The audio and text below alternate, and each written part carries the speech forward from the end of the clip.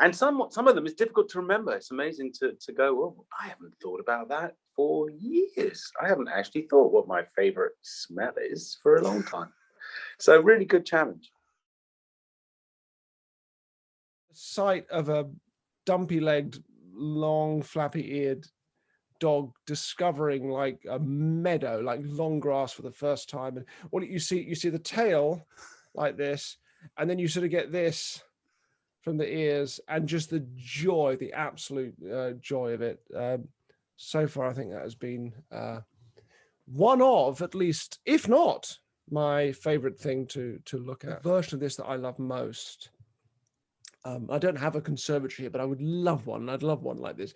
Is that kind of yeah, those old Victorian glass houses, or occasionally you get very nice sort of Art Nouveau ones as well. But there's this sort of fine kind of metalwork, and then glass, some of which is probably broken, and the whole thing has just gone to ruin.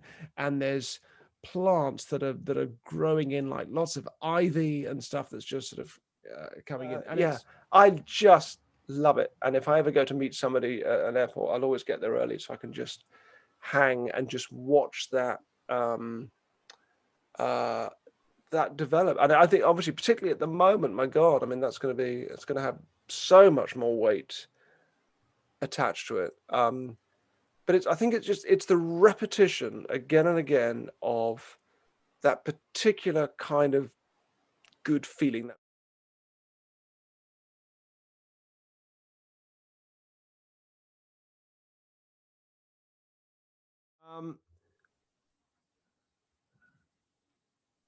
People emerging through the arrivals hall.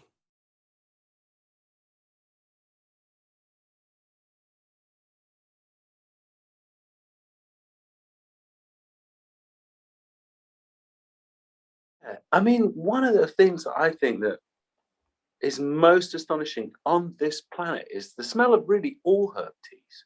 Herb teas smell amazing from 100 yards away. I mean, they're the most amazing smelling things in the world. In fact, they're inversely proportional to how disappointing they are when you actually taste it. Lovely joy of holding a bird in your hand anyway. Like, she was super, super tame. And like, 'cause you never pick up a bird. They're such, nervy creatures. So to actually hold a delicate little bird is sort of gorgeous.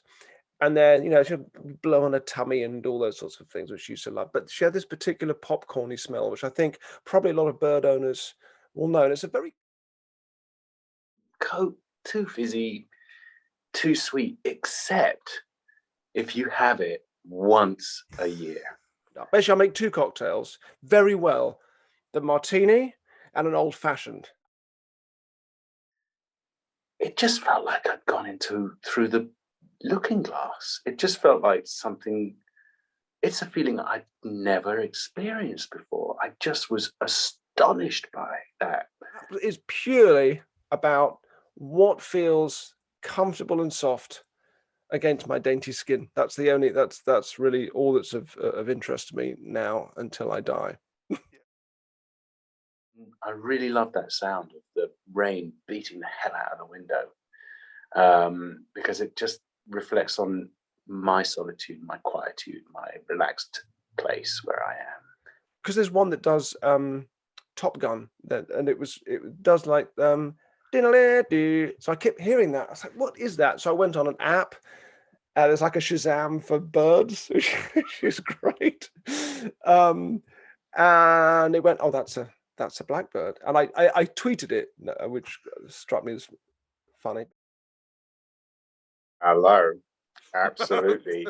I got to see Star Wars, big, big, big moment in my life. And probably one of the reasons why I ended up doing what I ended up doing, actually, to be honest with you, because that was just such a profound change in my existence. There was so much more available now. That was just. So I think that corporate greed makes no sense, and that there is a reckoning coming for that lot. I think that's somewhere where the experience of wonder comes from. And it's a wonderful thing, whether you do get it from a great magic trick. I have done. I've had moments that, really make me gasp. It's really, as I'm sure everybody says, it's an interesting thing doing them, and it's even more interesting than talking about them and seeing what they awaken in yourself. So yeah, it's a really lovely thing. So thank you for asking me.